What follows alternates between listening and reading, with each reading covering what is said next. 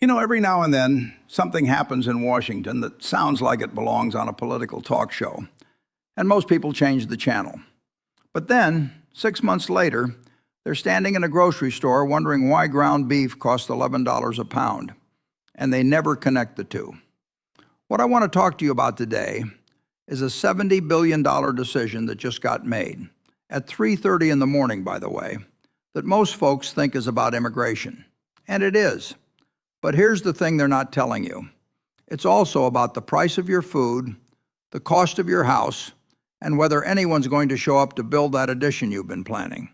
And we'll come back to that in a moment. Because the way I look at it, every dollar the government spends is a capital allocation decision.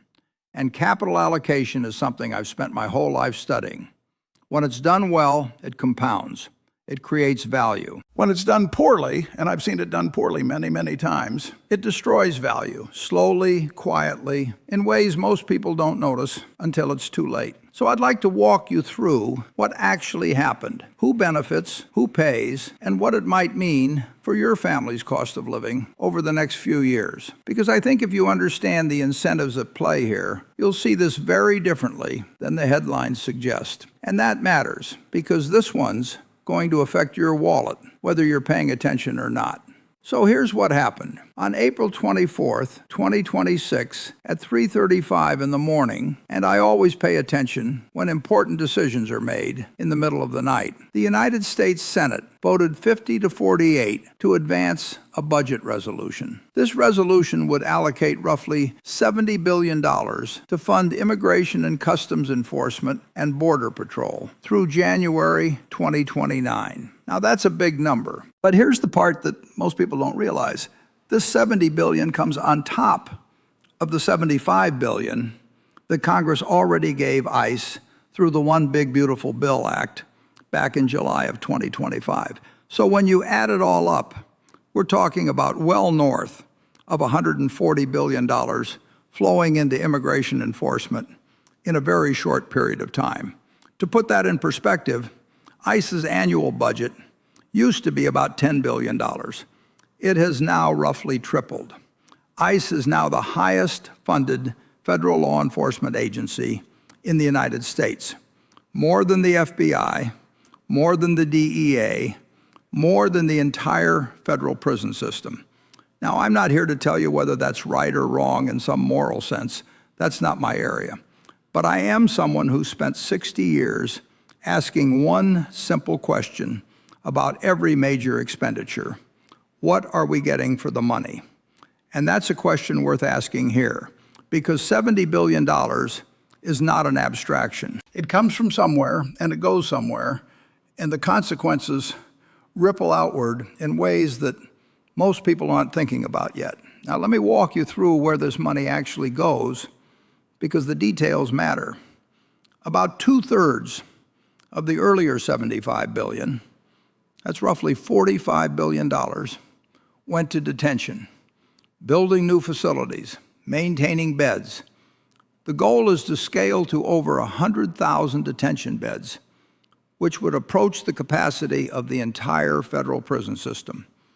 On top of that, there's close to $30 billion going to enforcement and deportation operations. ICE has been ordered to hire at least 10,000 new agents, which would more than double their current workforce. There's also a $10 billion unrestricted fund that the Secretary of Homeland Security can allocate essentially however they see fit. Now, here's what caught my eye. The bill caps the hiring of new immigration judges at 800 over 3.5 years.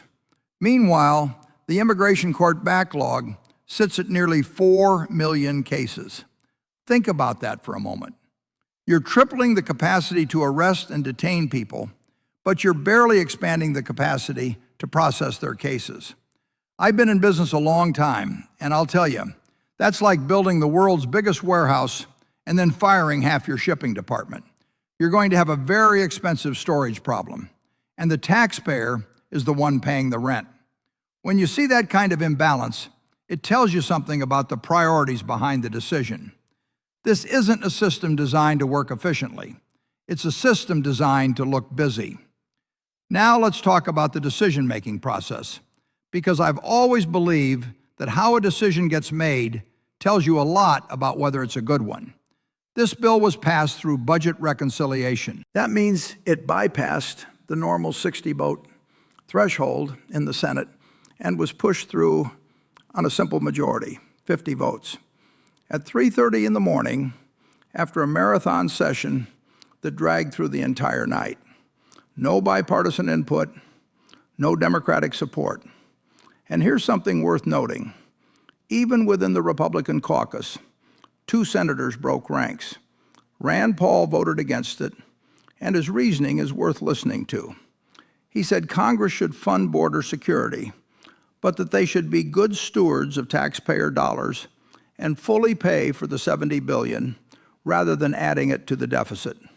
Lisa Murkowski also voted no. Now, in my experience evaluating companies and management teams, I always pay very close attention when the insiders start raising concerns. If a board member votes against a major capital expenditure and says publicly that the numbers don't add up, I listen. I don't ignore it. I've sat in enough boardrooms to know that the best decisions are almost never the ones made in a rush, under pressure, in the middle of the night. When you see speed replacing scrutiny, that's usually not a sign of confidence. It's a sign that someone doesn't want you to look too closely. And when the people closest to the decision are warning about fiscal discipline, a rational person takes that seriously. Now, here's where the incentives start to matter. And this is the part I really want you to think about. In investing, I always ask, who benefits and who pays? Because when those two groups are different, you almost always get bad outcomes over time. So who benefits from this $70 billion allocation? Politicians get a visible, concrete deliverable before the 2026 midterms. They can say they funded the border. Private detention contractors get billions in guaranteed revenue. These are companies whose business model depends entirely on more people being detained for longer periods. Now, who pays?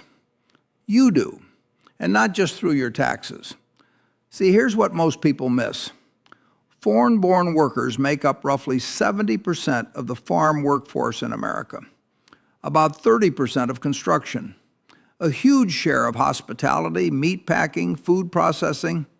The Labor Department, and this is the current administration's own Labor Department, filed a notice admitting that the immigration crackdown presents, and I'm paraphrasing here, a sufficient risk of supply shock-induced food shortages.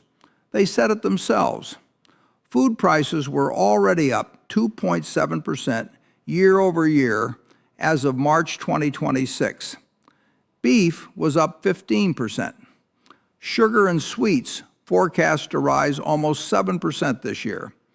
And when you pull workers out of the fields, out of the processing plants, out of the kitchens, but demand stays exactly the same, there's only one direction prices can go. The $70 billion is the price tag Congress voted on, but the real bill shows up in your grocery cart, and nobody voted on that. Now, here's what concerns me most, and it's something I've spent my whole career thinking about: the compounding effect. In investing, compounding works beautifully when it's working in your favor, but it works just as powerfully against you when costs start to accumulate. And that's what I see happening here. Brookings estimates that net migration to the United States turned negative in 2025, for the first time in at least half a century. They project it could remain negative through 2026. That means the labor force is shrinking. GDP growth has been reduced by 0.2 to 0.3 of a percentage point. That might sound small, but over years, it compounds. Housing projects in Florida, Texas, and Louisiana are stalling because construction crews can't be staffed. That doesn't just hurt the contractor. It drives up the price of housing for everyone. Farms are leaving crops unharvested because there aren't enough hands to pick them. And the irony, and I use that word carefully, is that this bill was sold as something that protects American families. But the economic data tells a different story. It's making life more expensive for the very people it claims to serve. I've seen this pattern before in business. A company cuts its most productive supplier to impress the board and then spends the next 3 years paying more for worse results. Risk isn't always the dramatic event. Sometimes it's a slow leak. You set the wrong incentives, you let them run, and the damage compounds quietly until one day you look up and realize the foundation's been eroding the whole time. So what happens next? The way I see it, there are 3 roads ahead. The first, the House passes this bill as written. Enforcement scales up fast. Labor shortages deepen. Food and housing costs keep climbing. And by the time the midterm elections arrive in November, voters are angrier about prices than they were before, which is the opposite of what the spending was supposed to accomplish. The second possibility, the House modifies the bill, but any changes send it back to the Senate for another vote-a-rama, another round of amendments, more delay. Meanwhile, the DHS shutdown, already the longest in American history at over 60 days, drags on. TSA staffing shortages get worse. Airport lines get longer.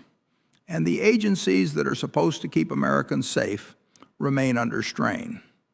The third possibility, and this is the one the economy actually needs, is a broader compromise, one that pairs enforcement funding with legal immigration reform, expands the immigration courts, and gives the labor market the workers it desperately needs. That's the rational path, but it's also the politically hardest one, because compromise doesn't make for good campaign ads. In my experience, what's popular and what's profitable are almost never the same thing. And right now, the incentives in Washington are pointed toward popularity, not profitability. So I'd encourage you to watch what the House does very carefully over the next few weeks, because the direction they choose is going to ripple through the economy for years. Let me leave you with this. I've been allocating capital for over 60 years now. I bought railroads, insurance companies, candy shops, and newspapers. And the lesson that keeps repeating, decade after decade, is simple. The best decisions align incentives with long-term value. The worst decisions confuse activity with progress. This $70 billion bill is a lot of activity. It triples budgets, doubles workforces, builds detention capacity that rivals the federal prison system. But it doesn't add immigration judges to clear a 4 million case backlog. It doesn't create legal pathways that the labor market desperately needs. And it doesn't address the fact that pulling millions of workers out of agriculture, construction, and food service makes everything more expensive for every American family. The sticker price is $70 billion. But the real cost is in what you pay at the grocery store, in the contractor's bid for your roof, in the restaurant check, and in the houses that don't get built. Those aren't accidents. They're downstream consequences of capital allocation decisions made upstream. So whenever you see a big number attached to a government decision, don't just ask how much. Ask, what are we getting for it? And then ask the harder question. What are we giving up? Because in the long run, the bill always comes due. It always does. Thank you.